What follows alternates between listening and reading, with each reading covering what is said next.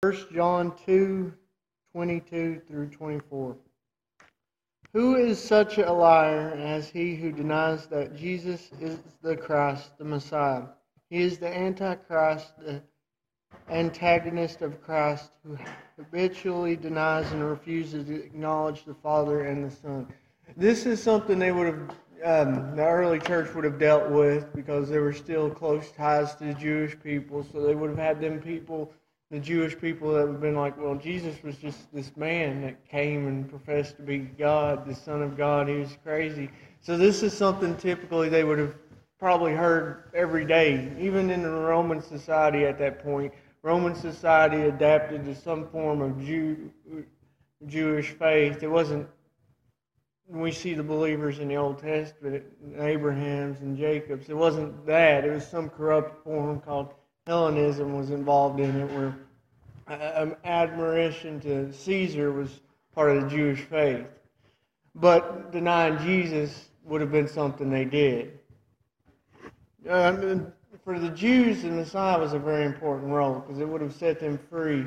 They were looking for them to be free from Roman rule. Jesus came to set us free from something greater than Roman rule. He came to set us free from our sin.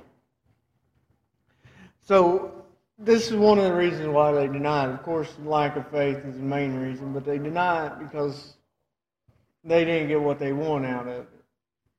And today people deny because they don't get what they want from God. They pray to Him when they need something, and when that don't happen, they blame Him, even though they don't say they don't believe Him. And this is kind of similar to the way the Jewish people were. These antichrists, they knew of what they were worshiping, what the true believers were worshiping, knew of God, but denied Him because of this, and so they persecuted those that accepted Him. Which we see that in a lot of persecution in the early church. At one time, 300 were crucified at once. No one who habitually denies, disowns the Son, even has the Father. Who confesses, acknowledges, and has the Son, has the Father. So it's an interesting time point, because there was a transition. There was a point before Christ came where Jewish people could be Jewish and truly serve the Lord and be saved. So there's a group of people who yet ain't denying the Son, just haven't heard about Him yet. Who's truly serving the Lord, just haven't heard the message. Of course, them truly serving the Lord, as soon as they hear this message, so they'll accept it. So this transitional period is over as soon as the apostles went everywhere to preach. But there was a time where people didn't hear. We see how Paul went to places where he had to explain to them Jesus because they never heard of Him, but they were Jewish. So he's telling them, because these people clearly heard of the Son. To deny Him, you've had to heard of Him. So for people to deny Him means they don't have the Father. For them not to have heard of Him, he would have encouraged them to share the message. That way they can come to the faith.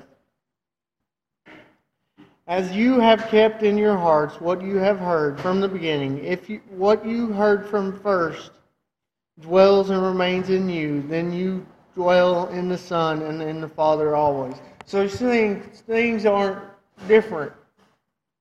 Christ is the same Lord that created the earth in the old days. Things aren't different. We're still to be committed and serve Him just like in the old.